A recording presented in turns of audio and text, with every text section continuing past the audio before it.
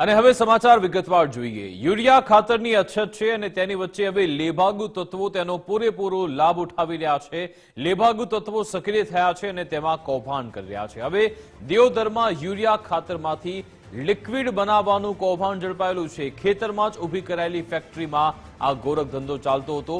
Subsidise ખાતરનો ઉપયોગ કરીને લિક્વિડ બનાવવામાં આવતું હતું। યુરિયા ખાતર અને અન્ય સાધન સામગ્રી મોટી માત્રામાં જપ્ત થઈ છે। એક તરફ ખેડૂતો ખાતર માટે કતારમાં ઉભા રહે છે અને બીજી બાજુ આવું કૌભાંડ થઈ રહ્યું છે। કૌભાંડ સામે આવતા ખેડૂતોમાં ભારોભાર રોષની સ્થિતિ છે। આ અંગે વધુ જાણકારી આપશે સંવાદદાતા કમલેશ ફોનલાઈન પર જોડાઈ ગયા છે। તેમની સાથે સંપર્ક કરીશું ફરી એકવાર, કારણ કે ફોન કપાઈ ગયો છે। તો આખું કૌભાંડ સામે આવ્યું છે। એક બાજુ ખાતરો માટે ખેડૂતો તડબડી રહ્યા છે કે તેમને ખાતરનો જથ્થો નથી મળતો અને બીજી બાજુ જે લેભાગુ તત્વો છે સબસિડાઇઝ ખાતરનો ઉપયોગ કરીને લિક્વિડ તૈયાર કરી રહ્યા છે અને આ લિક્વિડનો ઉપયોગ વાહનોમાં કરવામાં આવે છે। યુરિયા ખાતર અને અન્ય સાધન સામગ્રી મોટી માત્રામાં જપ્ત થઈ છે। સંવાદદાતા કમલેશ ફોનલાઈન પર જોડાઈ ગયા છે। કમલેશ, આખું કૌભાંડ કેવી રીતે ચાલતું હતું અને કેવી રીતે હવે બહાર આવ્યું? જી બિલકુલ, વાત કરવામાં આવે તો બનાસકાંઠા જિલ્લામાં એલસીબીએ મોટી કાર્યવાહી કરી છે। વાત છે ખાતરની, તો ખાતરને જે લિક્વિડ આવે છે તે ખાતરમાંથી જે લિક્વિડ બનાવવાની પ્રોસેસ ચાલતી હતી। કહી શકાય કે જે ખાતરનો જે લિક્વિડ બનાવવા માટે જે સબસિડી વાળું ખાતર હોય છે, યુરિયા ખાતર હોય છે, તેમાંથી કહી શકાય કે જે લેભાગુ તત્વો હતા તે લિક્વિડ બનાવતા હતા। એક તરફ બનાસકાંઠા જિલ્લામાં કહી શકાય કે છેલ્લા ઘણા સમયથી ખાતરની અછત છે, જેને લઈને ખેડૂતો પરેશાન થઈ રહ્યા છે। તો બીજી તરફ જે લેભાગુ તત્વો છે તે યુરિયા ખાતરમાંથી કહી શકાય કે જે લિક્વિડ બનાવતા હતા, જેની બાબતની જાણ બનાસકાંઠા એલસીબી પોલીસે થતા તેમને તાત્કાલિક કાર્યવાહી કરી છે અને જે કહી શકાય કે રેડ કરી યુરિયા ખાતર અને લિક્વિડ બનાવવા સમગ્ર જે સામગ્રી હતી તે પણ જપ્ત કરી છે। અને રાજસ્થાનના 3 ઇસમોને ખેડૂતની જમીન ભાડાપેટે લઈને ફેક્ટરી ઉભી કરી હતી। તે 3 ઇસમો વિરુદ્ધ અત્યારે એલસીબી પોલીસે ગુનો દાખલ કરીને વધુ તપાસ હાથ ધરી છે। જી કમલેશ, આ લિક્વિડનો ઉપયોગ શેમાં કરવામાં આવતો હતો? આ કઈ રીતે તે ઉપયોગ માટે લઈ જતા હતા? જી વિકાસ, બિલકુલ વાત કરવામાં તો આ જે લિક્વિડ છે, યુરિયા ખાતરનું જે લિક્વિડ છે તે લિક્વિડ ઓલરેડી જે વાહનોમાં ઉપયોગ થતું હોય છે યુરિયા ખાતરના લિક્વિડનો, પરંતુ જે પ્રકારે આ સબસિડી વાળું ખાતર હતું, જે ખેડૂતોને અત્યારે જે પ્રકાર જરૂરિયાત છે, જે પ્રકાર ઘણા સમયથી ખેડૂતો જે ખાતર માટે હેરાન થઈ રહ્યા છે, એ જ ખાતર કહી શકાય કે જે યુરિયા ખાતરમાંથી લિક્વિડ બનાવવા માટે ઉપયોગ થતો। એટલે ક્યાંક ને ક્યાંક આમાં જે મંડળીઓના જે કહી શકાય કે જે અધિકારીઓ હોય, જે મંડળીઓના જે સંચાલકો હોય, તેમની પણ ક્યાંક ને ક્યાંક મિલાવટ હોય તેવું લાગી રહ્યું છે। વિકાસ, બિલકુલ આભાર કમલેશ તમામ જાણકારી આપવા બદલ। આજ અંગે વધુ વિગત આપશે ન્યૂઝરૂમથી અમારી સાથે વિજય પણ જોડાઈ ગયા છે। વિજય, એક બાજુ દાવા થાય છે કે ખેડૂતોને સમયસર ખાતરનો જથ્થો મળી રહ્યો છે, બીજી બાજુ આપણે રોજે રોજ દ્રશ્ય જોઈ રહ્યું છે કે ખેડૂતો ત્યાં કતારમાં ઉભા છે, તેમને ખાતરનો જથ્થો નથી મળતો અને હવે સામે આવ્યું છે કે આ ખાતરનો જથ્થો તો લેભાગુ તત્વો લઈ જઈ રહ્યા છે। લેભાગુ તત્વોને આખરે આ ખાતરનો જથ્થો ક્યાંથી મળે છે ને, એ સૌથી મોટો સવાલ છે। કારણ કે રાજ્યમાં ડીએપી, યુરિયા સહિતના જે તમામ ખાતરોની બિલકુલ અછત છે। રાજ્યની અંદર ખેડૂતો સવારથી જ લાઇનમાં લાગે છે, ત્યારે માંડ 1-2 થેલી ખાતર તેમને નસીબ થાય છે। મોટા ભાગના જિલ્લાઓની અંદર 15-15 દિવસ સુધી ખેડૂતો લાઇનમાં રહે ત્યારે તેમનો વારો આવે છે। આવી પરિસ્થિતિની અંદર જે આ દિયોદર તાલુકાનું જે ડુચકવાડા ગામ છે, ત્યાં ખેડૂતની જમીન ભાડે રાખીને રાજસ્થાનના જે 3 વ્યક્તિઓ છે તેમણે એક ગોરખ ધંધો શરૂ કરી દીધો કે જેની અંદર તેઓ યુરિયા ખાતરમાંથી તેનું જે ડુપ્લિકેટ લિક્વિડ બનાવતા હતા। હવે આ ડુપ્લિકેટ લિક્વિડ છે યુરિયાનું, તે ખ્યાલ છે કે ઘણી બધી ઔદ્યોગિક લેવલે ઉપરાંત વાહનોની અંદર પણ તેનો ઉપયોગ થતો રહે છે, એટલે એનો ભાવતાલ પણ એ રીતનો મળતો હોય છે। એટલે આવા જે લેભાગુ તત્વો છે આવી અછત વચ્ચે પણ આ રીતે સક્રિય છે।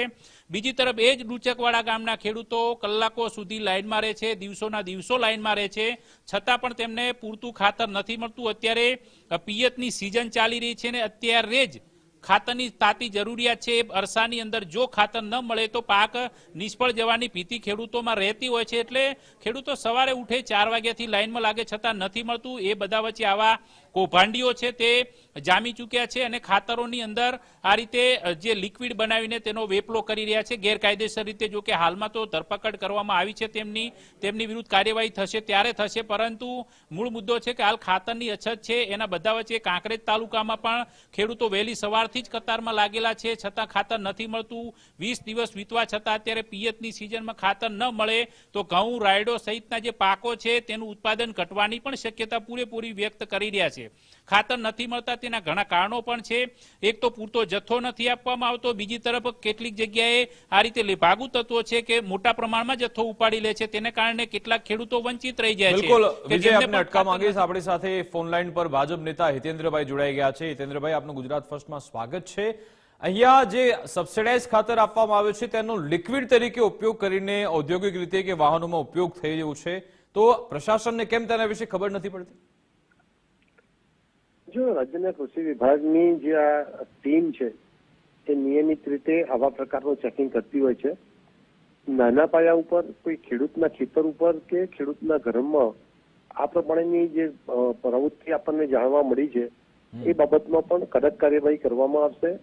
અને દુઃખ એ વાતનું છે, તમારી વાત સાથે સંમત છું, કે ખેડૂતનો દીકરો જ ખેડૂતના પગ પર પાટું મારે, આ જેને આ પ્રવૃત્તિ કરી છે પોતે પણ ખેડૂત છે. તો રાજ્ય સરકાર, કેન્દ્ર સરકાર 2 લાખ કરોડ રૂપિયા જેટલી સબસિડી આવા ખાતરો ખેડૂતોને વ્યાજબી ભાવે મળે, સારા મળે, ગુણવત્તાવાળા મળે, સમયસર મળે એના માટે ખર્ચો કરે છે.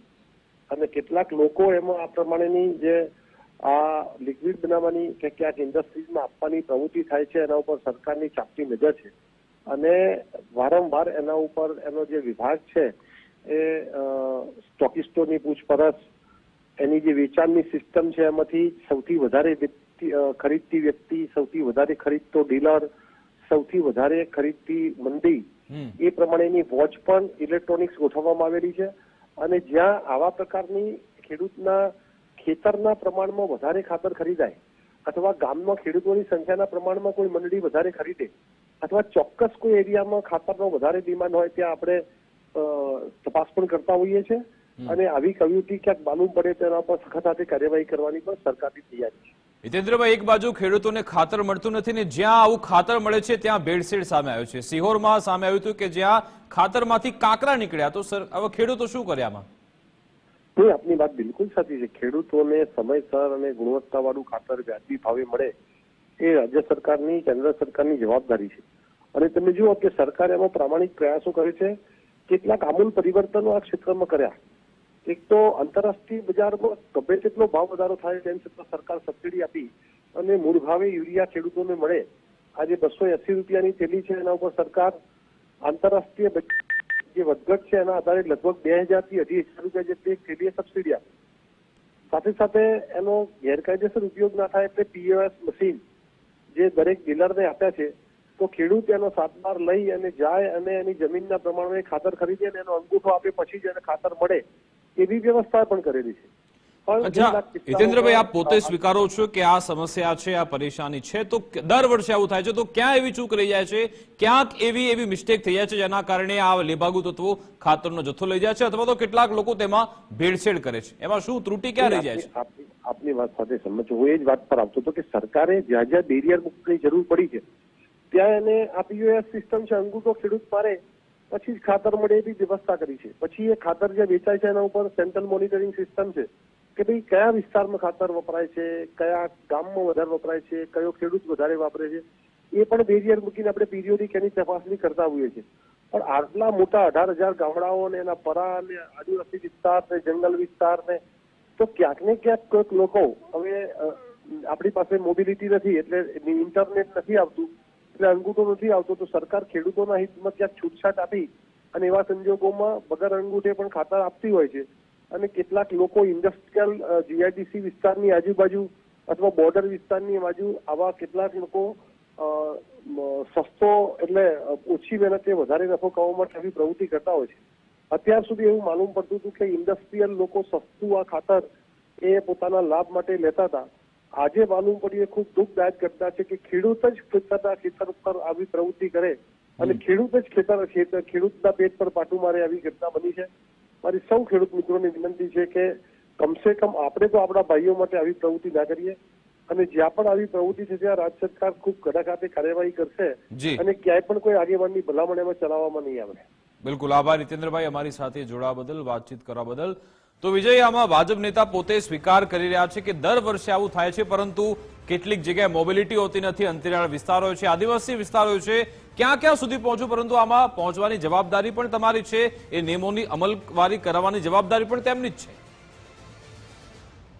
બિલકુલ અમલવારીની જવાબદારી સરકારની છે, સહકાર વિભાગની છે, સહકાર મંત્રીએ જવાબદારી લેવી પડે, કારણ કે દરેક ગામ દીઠ સહકારી મંડળીઓ અસ્તિત્વમાં છે, ત્યારે ખેડૂતોને પૂરતો જ ખાતરનો જથ્થો મળી રહે તે માટેની વ્યવસ્થા ગ્રામ્ય લેવલે થઈ શકે તેવું છે, પરંતુ ઉપરથી જથ્થો નથી આવતો તેમ કહીને ખેતીવાડી વિભાગના જે અધિકારીઓ છે માત્ર ઓફિસમાં બેસી રહે છે, એટલે આ પ્રકારની જે પરિસ્થિતિ સર્જાય છે. ઉપરાંત યોગ્ય ચેકિંગ ન થવાને કારણે લેભાગુ તત્વો સક્રિય થાય છે અને તેને જ કારણે આ પ્રકારની પરિસ્થિતિથી ખેડૂતો અત્યારે દરેક સિઝનમાં પીડાતા રહે છે અને પોતાની વ્યથાઓ ઠાલવતા રહે છે. બિલકુલ આભાર વિજય, તમામ જાણકારી આપવા બદલ, અમારી સાથે જોડાવા બદલ.